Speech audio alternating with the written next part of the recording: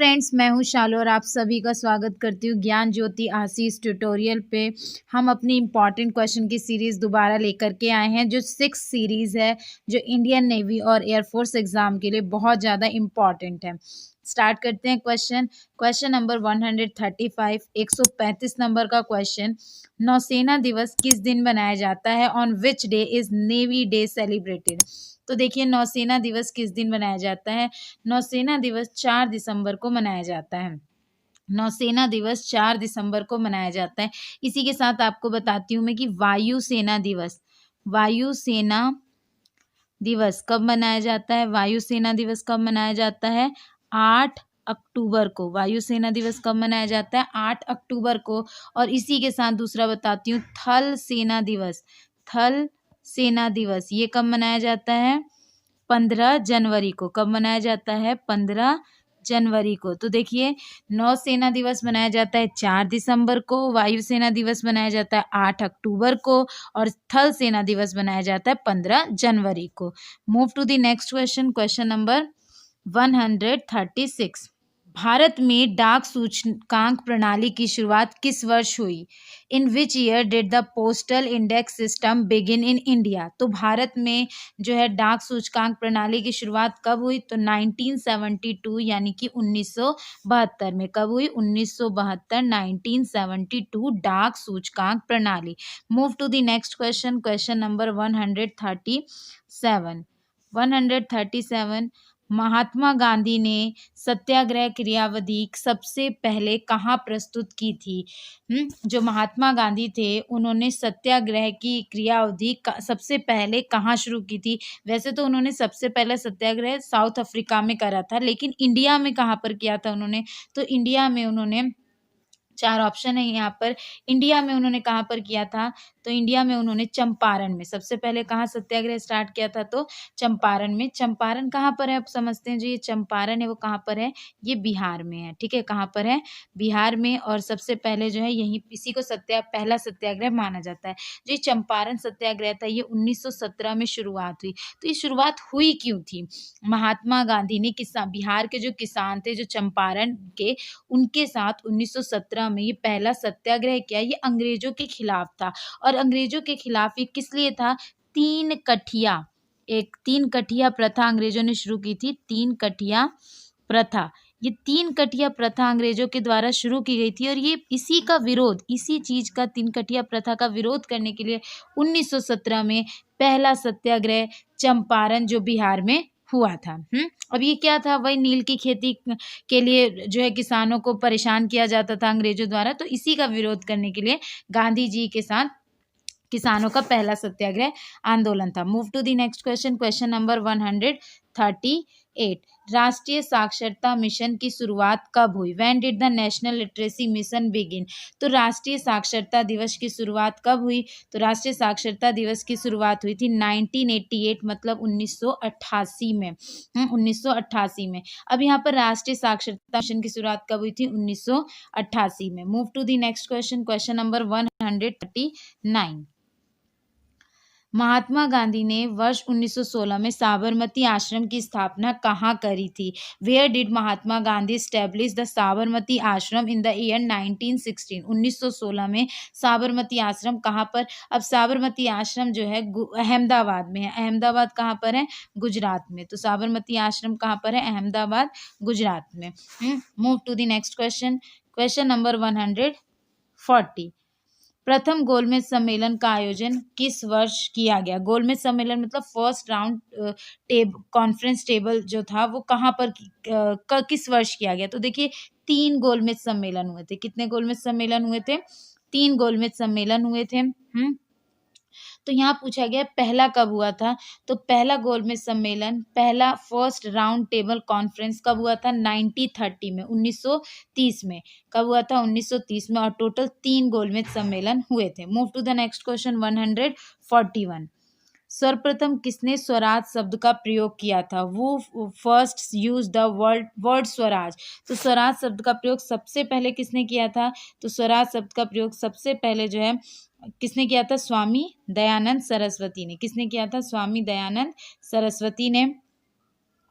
और स्वराज मेरा जन्मसिद्ध अधिकार है, एक ये भी बोला जाता है कि ये किसने कहा था, तो वो बाल गंगाधर तिलक ने कहा था। स्वराज मेरा जन्मसिद्ध अधिकार है तो बाल गंगाधर तिलक ने कहा था। लेकिन यहाँ पर है सबसे पहले किसने स्वराज शब्द का यूज किया, तो वो दयानंद सरस्वती थे। Move to the next question, question number 142। Swami Vivekananda ने रामकृष्ण मिशन की स्थापना कब की? When did Swami Vivekananda establish the Ramakrishna mission?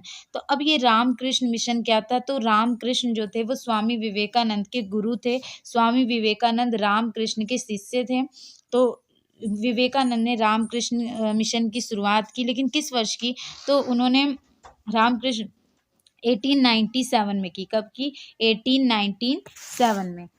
C will be the answer. Move to the next question. Question number 143. महात्मा गांधी द्वारा सविनय अवज्ञा आंदोलन कब शुरू किया गया? When was the civil disobedience movement started by महात्मा गांधी ने कब जो है सविनय अवज्ञा आंदोलन शुरू किया? तो महात्मा गांधी ने 5 अप्रैल 1930 को सविनय अवज्ञा आंदोलन शुरू किया। 5 अप्रैल 1930 को। नमक कानून आंदोलन भी कहा जाता है इसको। Move to the next question, question number 144। 144 नंबर का क्वेश्चन, चोरी चोरा नाम प्रसिद्ध स्थल कहाँ पर है? Where is the famous place name Chauri Chaura? Chauri चोरा। तो ये अगर बात करें चोरी चोरा की, तो इस स्टार्ट करते हैं असहयोग आंदोलन से। असहयोग आंदोलन के क्रोध में आकर के, असहयोग आंदोलन के क्रोध में आकर के लोगों ने थाने में आग लगा दी थी। थाने में आग लगा दी थी, तो इससे वहां पर बहुत सारे सिपाहियों की मृत्यु हो गई। तो गांधी जी ने असहयोग आंदोलन को वापस ले लिया। तो ये बात कब की है? तो ये बात है 1922 की। 1922 में ये हुआ था, चोरी चोरा की घटना हुई थी। और ये कहाँ पर है? तो ये चोरी चोरा गोरखपुर में है। कहाँ पर है? गोरखपुर में है। Move to the next question, question number 145। अब देखिए चोरी चोरा कांड की घटना कब हुई? When did the incident of theft and चोरा इंसिडेंट ऑकर्ड? मतलब चोरी चोरा मैंने अभी आपको बताया 1920 में असहयोग आंदोलन हुआ था। ठीक है, उस असहयोग आंदोलन के क्रोध में जो लोगों ने जो है थानों को जला दिया अंग्रेजों का विरोध करने के लिए। तो ये 1922 की घटना थी। मैंने अभी आपको ऊपर बताया कौन से समय की घटना थी। ये 1922 की घटना थी, जब थाने में आग लगा दी थी। ये चोरी चोरा जो है गोरखपुर में है। कब है ये? 1922, तो वर्ष 1922। Move to the next question, question number 146। निम्न में से कौन सा त्योहार तमिलनाडु राज्य में बनाया जाता है? Which of the following festival is related to the state of Tamil Nadu? तो देखो तमिलनाडु जो है कहाँ पर तमिलनाडु में कौन सा त्योहार बनाया जाता है? पोंगल, गुरु पर्व, बिहू या लोहरी? तो देखिए बिहू तो असम का त्योहार है। ठीक है, पोंगल कहाँ बनाया जाता है? तो पोंगल तमिलनाडु में मनाया जाता है। पोंगल कहाँ का त्योहार है? तमिलनाडु का। Move to the next question, Purna Swaraj की मांग कांग्रेस के किस अधिवेशन में की गई थी? जो पूर्ण Swaraj was demanded in which session of Congress? देखिए कांग्रेस का अधिवेशन होता है, तो उस कांग्रेस किस अधिवेशन में जो है इसको मतलब पूर्ण स्वराज को मांगा गया था? कांग्रेस के किस अधिवेशन में? तो इसको मैं आपको पूरा बताती हूँ कि कौन सा अधिवेशन था। देखिए पूर्ण स्वराज की मांग जो है वो लाहौर अधिवेशन में की गई थी। 1929 की बात है, 1929 की बात है, जब लाहौर अधिवेशन हुआ था। इसी में जो है जवाहरलाल नेहरू द्वारा 31 दिसंबर 1929 को रावी नदी के किनारे, किस नदी के किनारे? रावी नदी के किनारे झंडा फहराया गया। जवाहरलाल नेहरू के द्वारा झंडा फहराया गया और पूर्ण स्वराज की मांग की गई। किसकी? पूर्ण स्वराज की मांग की गई। 31 दिसंबर 1929 रावी नदी के किनारे लाहौर अधिवेशन में जो है पूर्ण स्वराज की मांग की गई। और हमने जो अपना पहला संविधान दिवस था, जो स्वाधीनता दिवस था, अपना पहला स्वतंत्रता दिवस हम लोग कह सकते हैं जो था, वो हमने 26 जनवरी 1930 को बनाया था। कब बनाया था? जो हमने अपना पहला या प्रथम स्वाधीनता या स्वतंत्रता दिवस, अपना इंडिपेंडेंस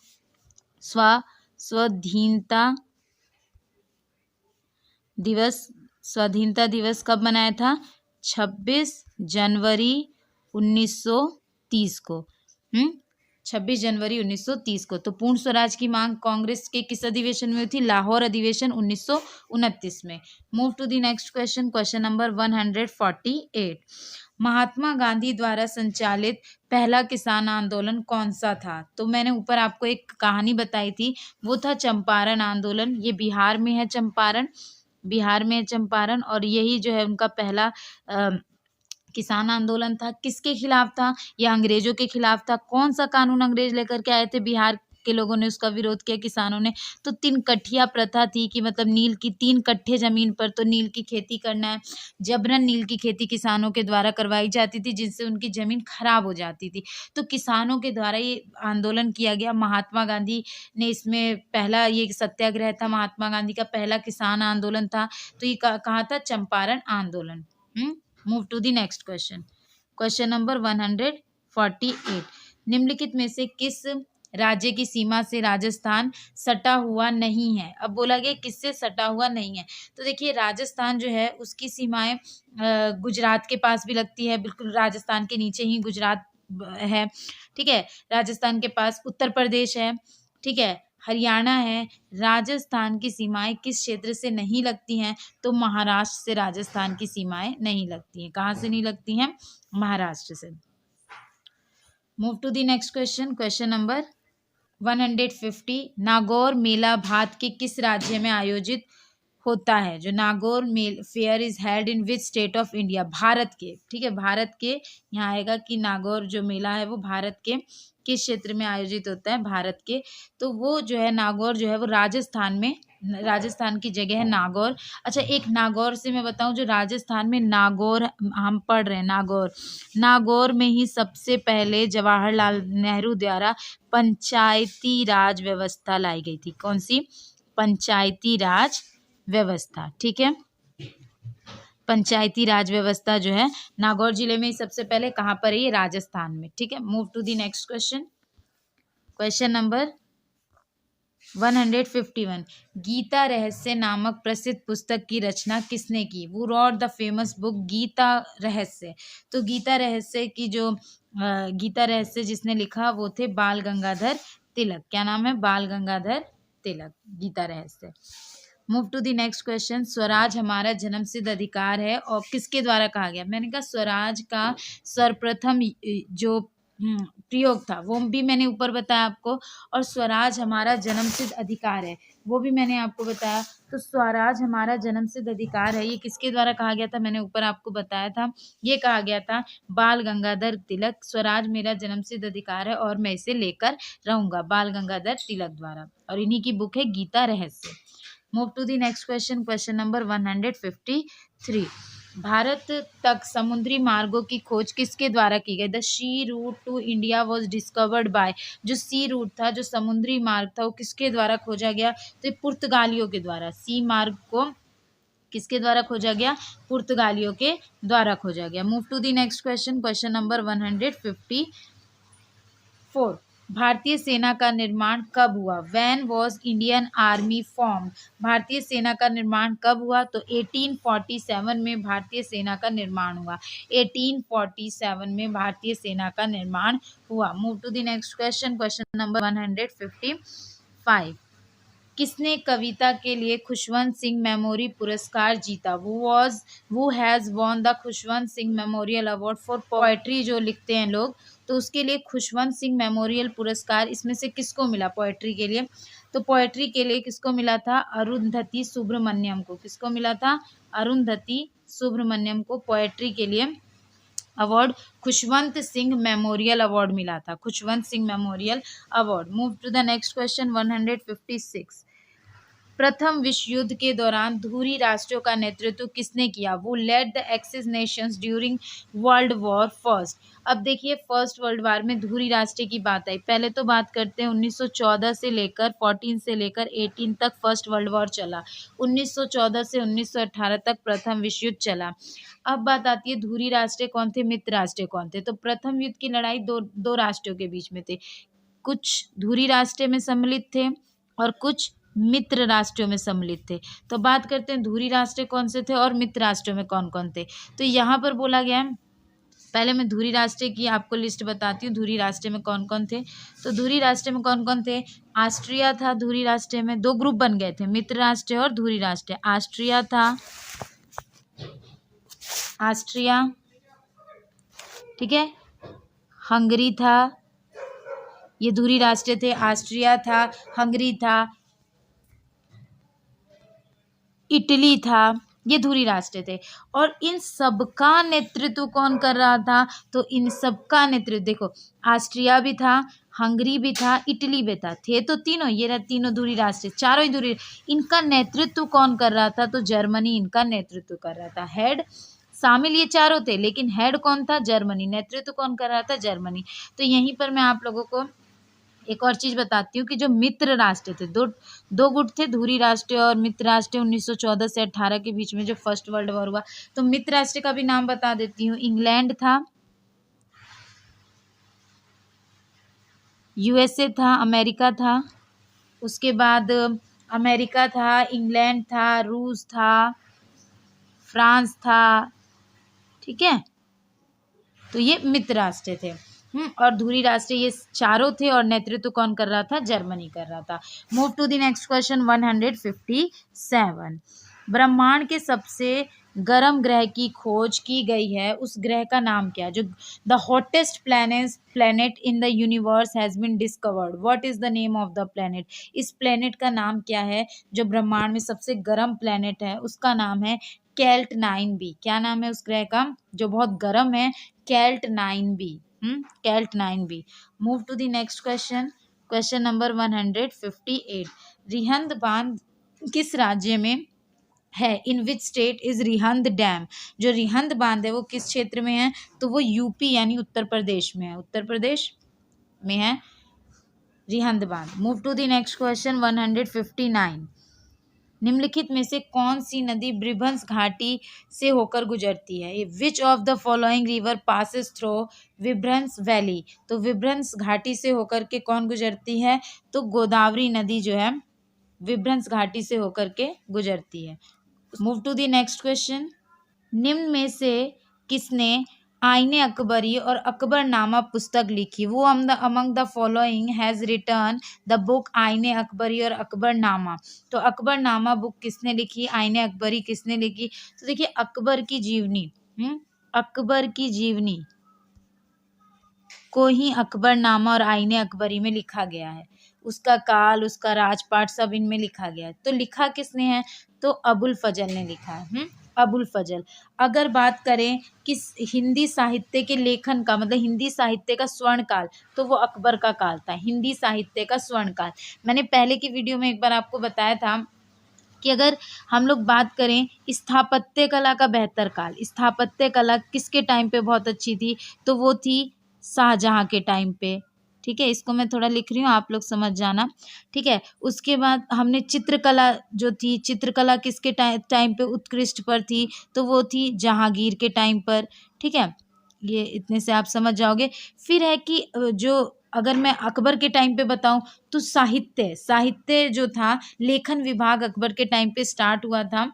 हाँ, तो जो साहित्य था, लेखन कला का विकास था, वो अकबर के टाइम पे बहुत था। तो जो अकबर का लेखन कला का स्वर्ण काल था, वो अकबर के टाइम पे था। और अकबरनामा बुक किसने लिखी? अबुल फजल ने लिखी। Move to the next question 161। OMR का पूर्ण रूप बताइए। What is the full form of OMR? तो OMR का फुल फॉर्म होता है ऑप्टिकल मार्क रीडर। क्या होता है? Optical mark reader. Optical mark reader. O stand for optical, M mark और रीडर। आज के क्वेश्चन यहीं पे समाप्त होते हैं। आप लोग इनका रिवीजन कीजिए और अच्छे से पढ़ाई कीजिए। Thank you very much.